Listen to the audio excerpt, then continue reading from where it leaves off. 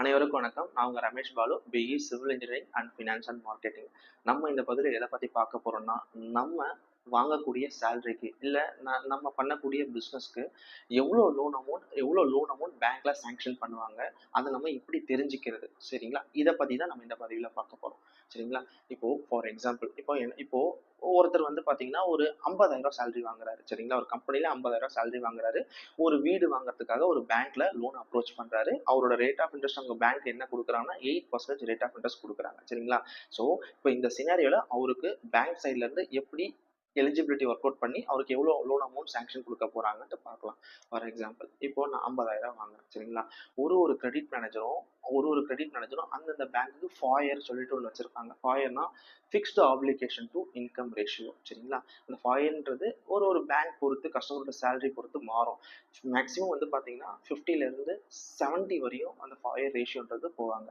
அந்த ஃபாயர் ரேஷியோனா என்னன்னா, உதாரணம் எனக்கு கிரெடிட் மேனேஜர் 65% சொல்லிட்டு ஃபாயர் கொடுக்குறாங்க, ஓகேங்களா? சரி, அந்த சின்னரவே இப்போ பார்ப்போம். ஓகே, என்னோட சேலரி வந்து பார்த்தீங்கன்னா 50,000 ரூபாய், சரிங்களா? கிரெடிட் மேனேஜர் எனக்கு ஃபாயர் எவ்வளோ கொடுக்குறாங்கன்னா 65% கொடுக்குறாங்க. அந்த ஃபாயர் என்னன்னா 50,000 ரூபாயில 65% தான் என்னால் இஎம்ஐ கட்ட முடியும். பேலன்ஸ் இருக்கக்கூடிய 35% என்னோட ஃபேமிலி என்டியூஸ்க்கு, சரிங்களா? உதாரணத்துக்கு நான் 50,000 வாங்குறேன்னு சொல்றேன்னு வச்சுக்கோங்க. அந்த 50,000 என்னால் இஎம்ஐ கட்ட முடியாது. 50,000 நான் இஎம்ஐ கட்டிட்டா நான் என்னோட ஃபேமிலி எப்படி ரன் பண்றது, ஃபேமிலியோட என்டியூஸ்க்கு நான் எப்படி செலவு பண்றது, சரிங்களா? அதனால 65% தான் பேங்க் என்ன சொல்றாங்கன்னா 65% தான் கஸ்டமரோட இஎம்ஐ கட்ட முடியும் அப்படின்னு சொல்றாங்க, சரிங்களா? ஓகே, ஃபார் எக்ஸாம்பிள் இப்போ 65% ஃபாயர் போடுறாங்கன்னு வச்சுக்கோம். ஃபார் எக்ஸாம்பிள் 2,000 ரூபாய். ஸோ 50,000 ரூபாயில 65% போட்டோம்னா 32,500 ரூபாய் வருது, சரிங்களா? 32,500 ரூபாய் தான் நான் இஎம்ஐ கட்ட முடியும், ஓகேங்களா?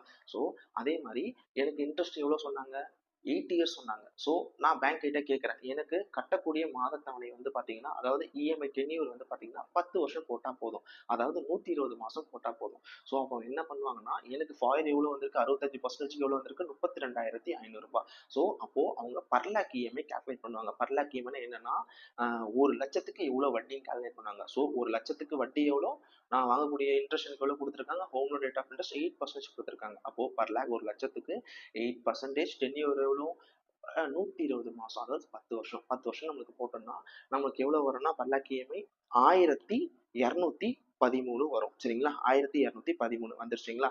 இப்போ நம்மளுக்கு ஃபாயர் படி எவ்வளோ வந்திருக்கு, 32,500 ரூபாய் வருது. ஸோ நம்மளுக்கு இந்த ஃபாயர் நம்மளுக்கு கொடுத்த அந்த அமௌண்ட்டையும் நம்மளுக்கு பர் லேக் இன்ட்ரெஸ்ட் நம்மளுக்கு எவ்வளோ வருது, 1,213. அதெல்லாம் டிவைட் பண்ணனா நம்மளுக்கு எவ்வளோ கிடைக்குன்னா 26.73, ஓகேங்களா? அப்போ நம்மளுக்கு எவ்வளோ எலிஜிபிள் அமௌண்ட்னா என்னன்னா 26,73,000 ரூபாய், ஓகேங்களா? இவ்வளவுதான். இதான் நம்மளுக்கு சாங்ஷன் அமௌண்ட், நம்மளுக்கு பேங்க்ல கொடுக்கக்கூடிய லோன் அமௌண்ட். எத்தனை வருஷத்துக்கு, 10 வருஷத்துக்கு.